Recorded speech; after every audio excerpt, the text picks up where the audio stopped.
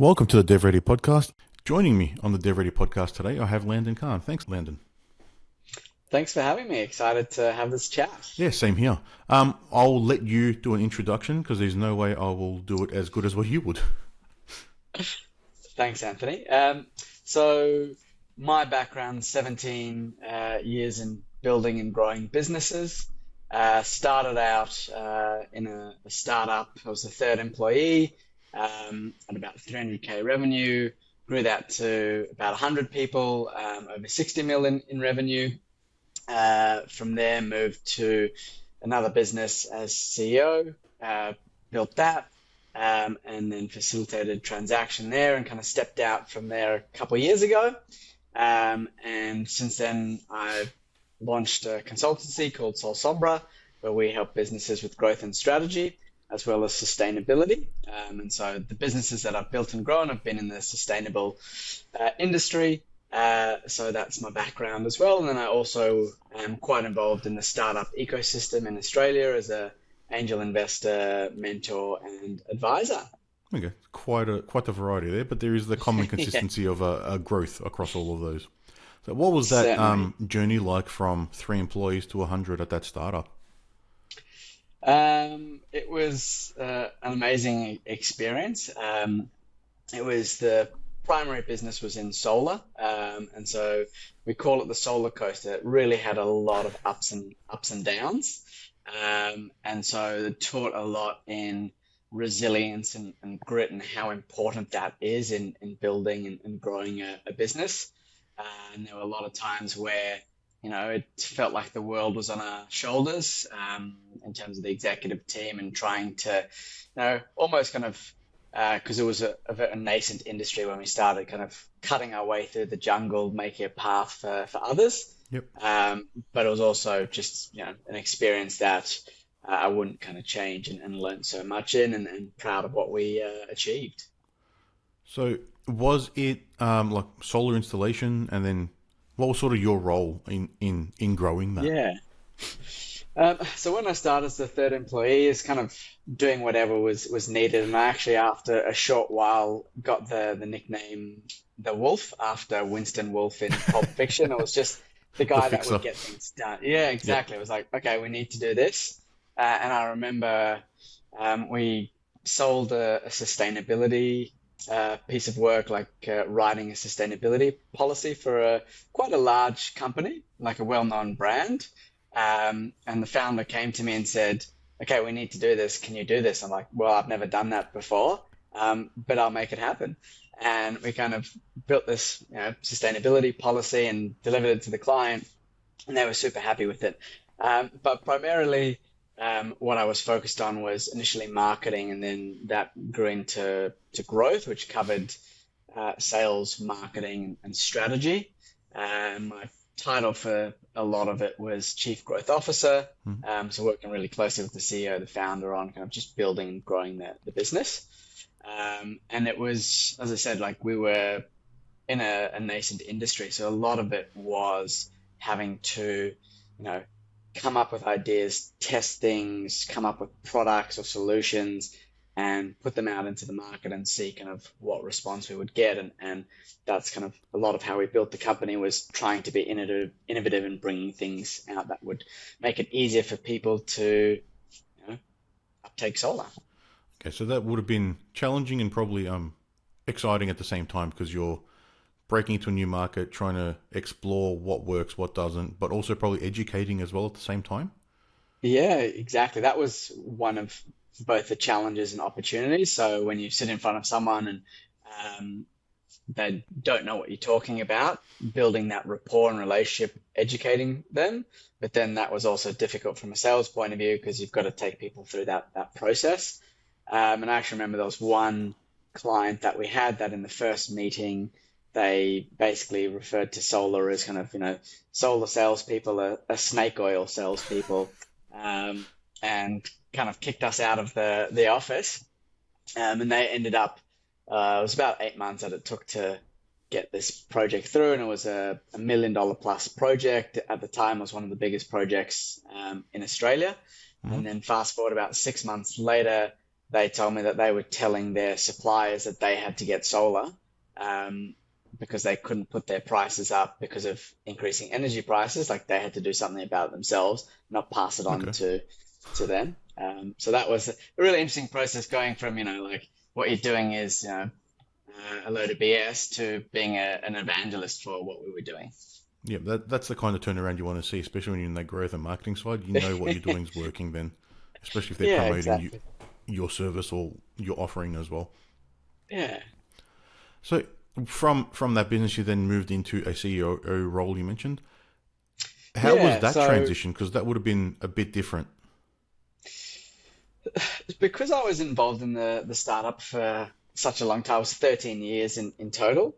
Um, I was quite intricately involved in a lot of the business as it grew, and we had a senior leadership team, and so I was across everything that was happening in the business. Hmm. Um, then after that, when I moved into this smaller company, I basically took a lot of that experience that I had, and applied it to the smaller company. Uh, but it was a really great experience to have more control over the development of the different kind of pillars of the business, from growth to operations to finance. Um, and so it was leveraging a lot. But it was a really interesting experience. And that was also probably one of the challenges there was it had a very flat structure. And so when I joined, there was about 20-ish people. Um, and by the end, it was about 50-ish people. And we tried to keep it as flat as possible. So I would have, um, you know, a first year apprentice coming to me as the CEO and, wanting to have a chat about stuff that they were doing, or issues. So that was probably the biggest change, was having such a big kind of team that would all, open door policy come to chat with me. And that was probably a good culture you had then there as well, because then it's friendly, everyone can get along. They don't have layers of managers of managers of managers to be able to try and bubble through or voice issues, and you can actually, from your perspective, you probably get to issues quite quickly and have your finger on the pulse of what's actually happening day to day. You're not so far Yeah, removed. yeah. I mean, there's like to any kind of structure of a business, there's pros and cons. But that's what we were trying to create, this collaborative kind of culture where people could take responsibility, and try to be autonomous, and have open lines of communication. So was that a different industry No, that was altogether? the same industry as well. Yeah, Okay, so you could then draw from the experience. It wasn't sort of trying to map what you learned from one and how does it apply to a different. correct. Yeah. So, Subsequently, in the oh, consulting side of stuff, I have done that. But yeah, for those two businesses, it was relatively similar. so what are some of the sort of key takeaways you took along that journey then that led you to move into onto your own consulting side? Um, so I'd say there'd be three key things. One was around growth, and one, how challenging it can be, but how putting in place kind of tried and tested playbooks and having an iterative and experimental kind of approach to growth, um, is definitely a kind of good strategy to embed. The second thing would be around kind of the ups and downs of running a business, and being able to kind of plan for those.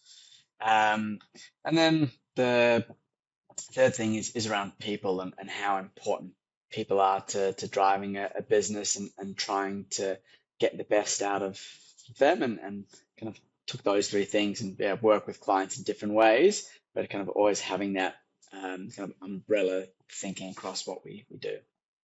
So having that mindset then, are you enjoying more the consulting now or sort of the experiences you've had in the past? Because I know it's quite different when you're out on your own and you have to manage Yeah. everything. It's kind of like asking who's your favorite child. Uh, no, it's both. Both have been really interesting, and enjoyed the kind of, building and running. But I'm also now really enjoying consulting, working with different clients from a point of view that I'm able just to leverage that experience with different businesses, and seeing the kind of change or evolution. I really enjoy that. And then the other side is it's just leveraging the things that I come across or learn. Whereas, running a business, you wear kind of one hat, you're always thinking about that. Whereas from a consulting point of view, I've got to wear different hats, think of different businesses.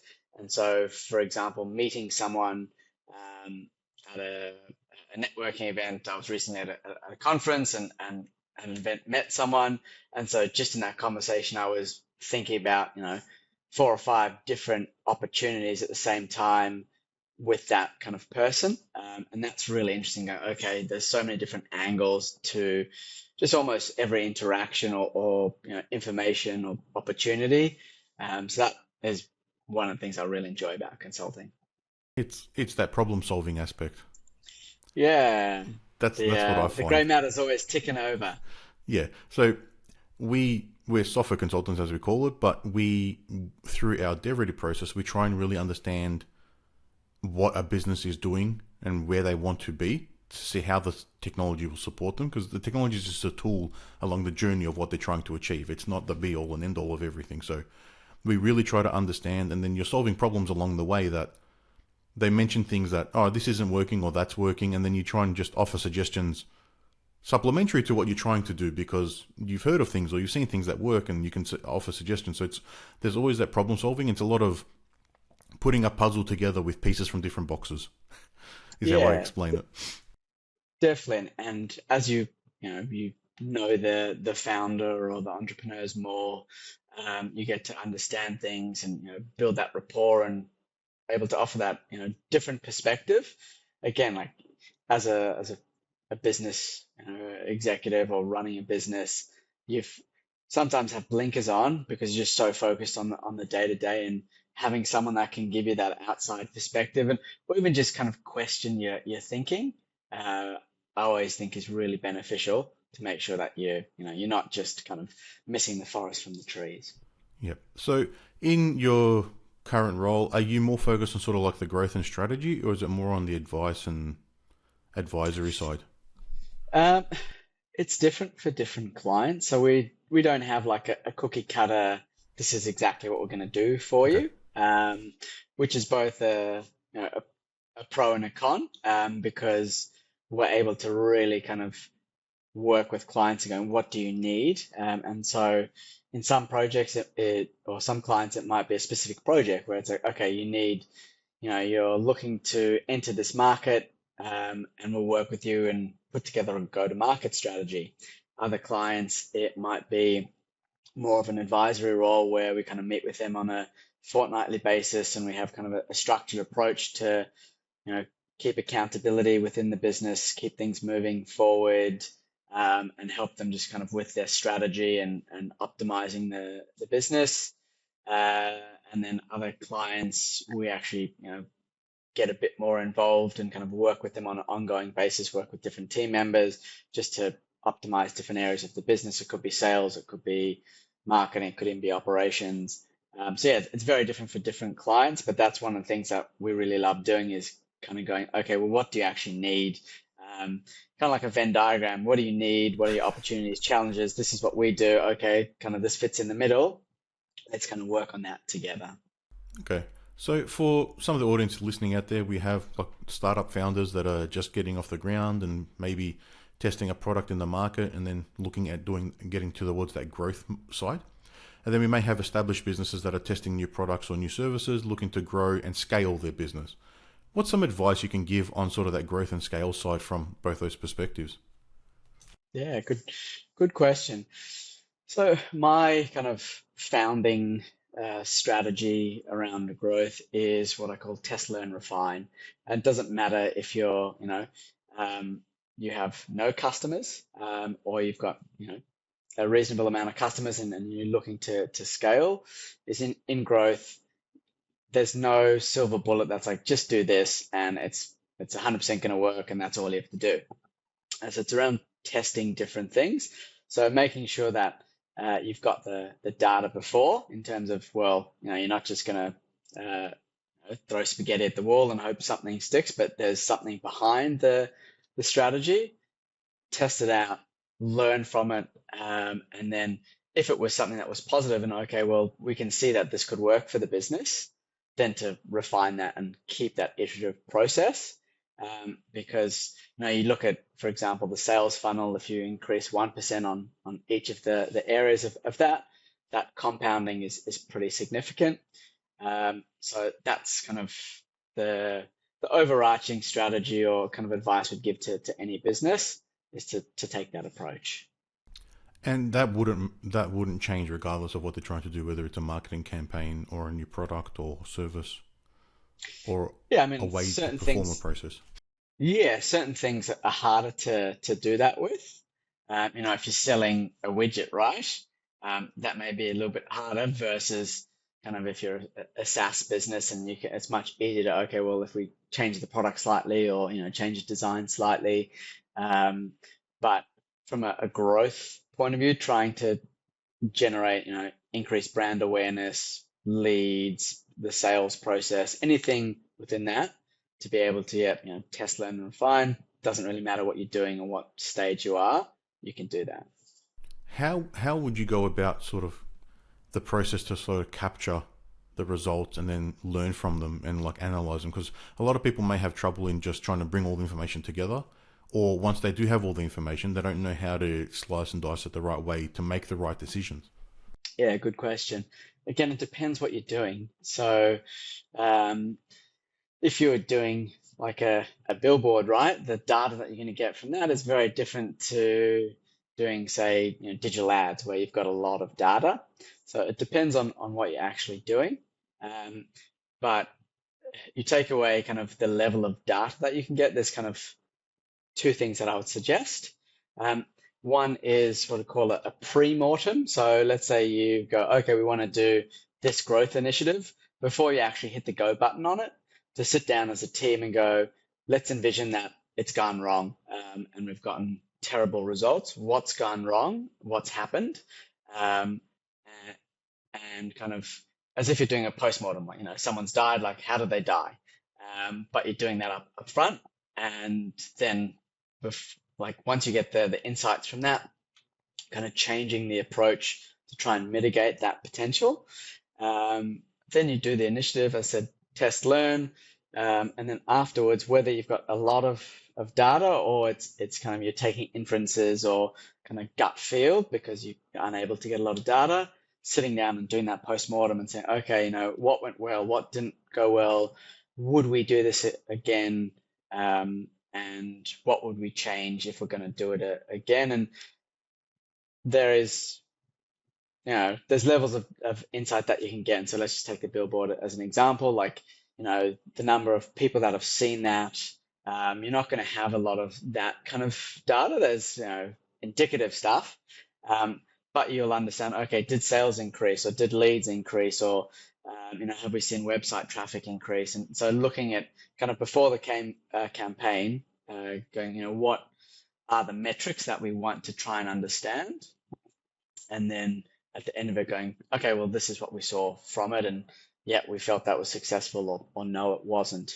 An example that was done years ago, this was really interesting. A business came up with, they were trying to generate, it was B2B, trying to generate opportunities, and they came up with getting their foot in the door. And so they actually sent like a fake foot, like a rubber foot, to different decision makers and said, hey, we're trying to get our foot in the door. And they actually got a pretty good response from that. But it didn't actually generate like any sales. So it was really good at kind of getting response, but no sales. And so that was something where they didn't continue it because there was quite a bit of effort involved. But that was, it was testing something. Let's say you come up with an idea, let's test it. And so it's kind of that mentality. Okay, so it's really just starting, picking something and trying really. Because my next question was going to be, when there is only 2 or 3 people in the business, you may not necessarily know where to start, because if you're a general startup, you're an expert in a certain field, or you've got an idea and you've just started and you may not have the experience needed in the right seats. with the team that you have or on yourself. So it's really just starting something and setting some baseline to then measure against, I guess, or just monitoring to see if there is the outcome that you're after. So on the foot, yeah, you've got a Yeah, lot of conversations potentially, but didn't convert. yeah, exactly. And look, one of the other kind of key strategies that I suggest is around leverage. So that particular initiative, there wasn't a lot of leverage. It was time consuming. So if you can try focus on strategies that you can leverage and scale easily, that's always for me the first prize. But it could have been like that initiative was really successful. And I actually read an article recently. I can't remember the name of the business, but they have been sending like customized gin bottles to their kind of key prospects, Yep. and I think they were saying it was $80 per bottle, and they've actually found that their best cost per acquisition, and they're expanding that strategy. So that actually something Okay. like that has worked for them. So it just depends. Another thing I'd say on kind of your point where three people in the business, you don't know a lot of this stuff is nowadays compared to when I was starting in kind of 2007, the to access kind of people with experience is so much easier. There's the kind of the different freelancing platforms, and there's a lot of fractional executives out there. So it is actually much easier to kind of bring in some expertise at a relatively low cost to help you with different things. And that's something else that I would recommend and suggest. So one thing that's probably always a bit cautious when, from what conversations we've had with startups or small businesses, is they're very cautious of bringing in sort of like the consultants like that with expertise. What's something that you would advise to sort of question or look into to make sure they're the right person for you? Because you'd get this question asked to you quite frequently, I'm guessing as well. Yeah. So you can obviously speak to, ask for references. Generally, people are not going to give bad references, but on those calls, you can ask really interesting questions. So I'd say that's the kind of first thing to do. And one of the strategies I do myself from like a reference point of view, and that's both from hiring people or working with different contractors or consultants, is to ask negative questions. And in terms of what that actually is so let's say there's a key thing, let's say attention to detail, right? Is a key thing that you need from this person. When you're talking to the reference, to ask a negative question, to say something like, look through the kind of interview process or just kind of the discovery process. There's been a few things that we've found that attention to detail is probably not up to where we need it to be. Is that something that you found as well, that the attention to detail wasn't great? And because it's a negative question, the person on the other end has to kind of justify and go, well, no, it's the attention to detail is fine, it's good, like no issues whatsoever.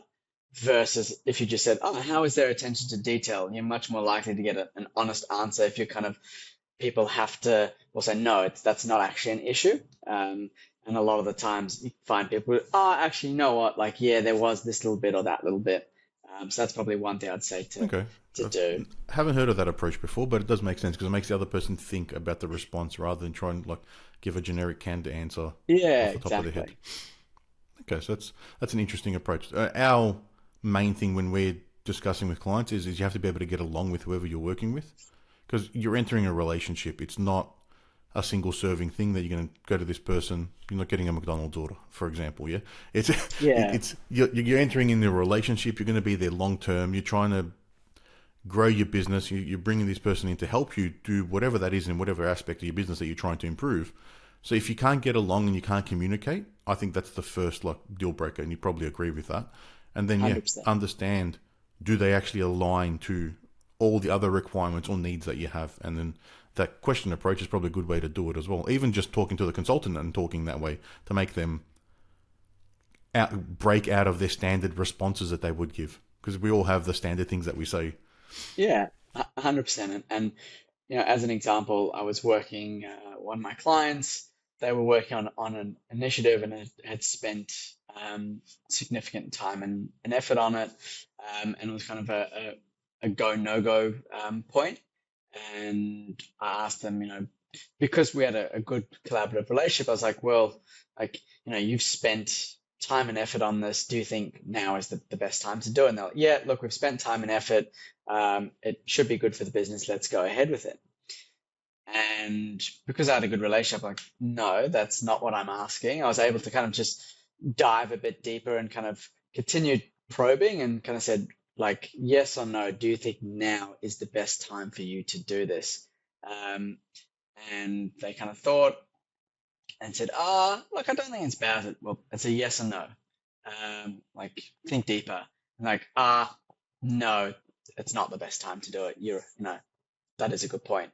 And then kind of 6 months later, checked in with them and I said, do you think you made the right call? And they're like, yeah, we did make the right call not to do that. And it was because of that kind of relationship and we worked well together that that was just a comfortable process. It wasn't kind of awkward. So totally agree with you on that. And then in that situation, where you're comfortable, and you actually know the person that you're talking to. You know that it's a surface level response. It's not. There's no decision process behind that in the immediate response. And that's why you dug in further. Yeah, exactly. And that's the kind of people you need to support you. You need someone that's going to care about what they're doing, take pride in their work, and want to actually assist you with what you're trying to achieve. Not just someone who's there for the dollars that you're paying them at the time that you request things. Yeah, if you can show that to clients. It's like, I genuinely care for you as a person and for the business. I think that's the best way to build rapport and to build that relationship and just it opens different opportunities for you. And I think if you really are a trusted advisor, confidant, or whatever it is, it's just you're stickier with clients, and that's kind of, for me, is always the way I want to build things. Yeah, and I'm in alignment with that. It's you care about what you're trying to do. You take pride in your work, so you want to deliver outcomes, and you want to help the people you're working with. Yeah. And as a consultant, you have the choice of who you can work with as well. So that's another good thing as well, because you get to pick and choose the people you work with to try and make them succeed and actually enjoy what you're doing at the same time. Yeah. And then, you give them as a reference and they're like, you got to work with Landon and SolSombra. And if they ask questions about attention to detail, like, no, he's got great attention to detail. Don't worry about it. They give you the glowing reviews, then it's not a problem. Exactly. So before we wrap up, is there sort of any other key advice you'd want to offer to anyone listening out there, or some key tips and strategies to how to get some growth or approach a decision and how to move in the right direction? Yeah, good question. So a few things I would say is to understand your ICP, your ideal client. Where are they? Where are they getting information from? What are they doing? What are their real pain points or opportunities?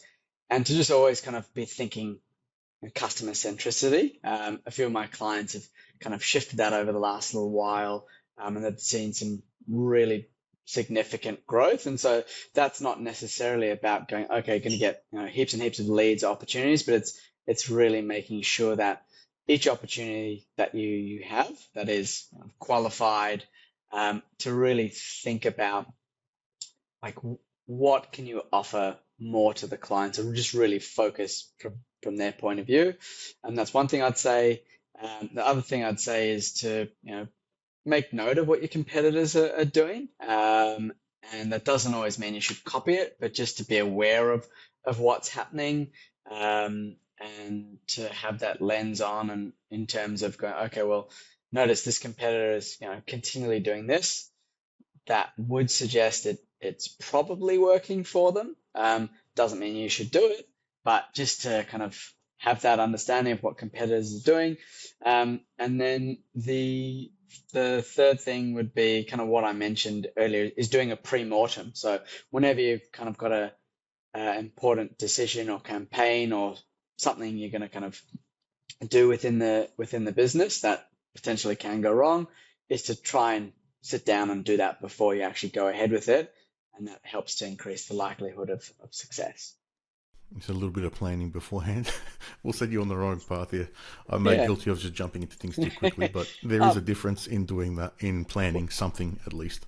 We all are, but look, it needs to be a balance, right? You can do too much planning, analysis paralysis. So it's got to be a good balance. Yeah, and then maybe plan one thing, don't plan the next, and then just understand what sort of works or allows you to move quicker to make those decisions. Yeah. Yep. Well, Landon, it's been a pleasure to speak to you today. Thanks for all the advice and the tips that you've shared. I'm sure there's some nuggets in there that someone listening will be able to take away. If anyone wants to reach out and find more about what you do and SolSombra, I think. SolSombra. SolSombra. Sorry, apologies. Yeah, about you and SolSombra. How can they do that? Thanks. So I'm on LinkedIn, so Landon Kahn, and Kahn is spelled Kahn. So check me out on LinkedIn or to solsombra.co, our website. Those are the two best places. It's been a pleasure to speak to you today, and thank you for your time. Thanks for having me. It was great.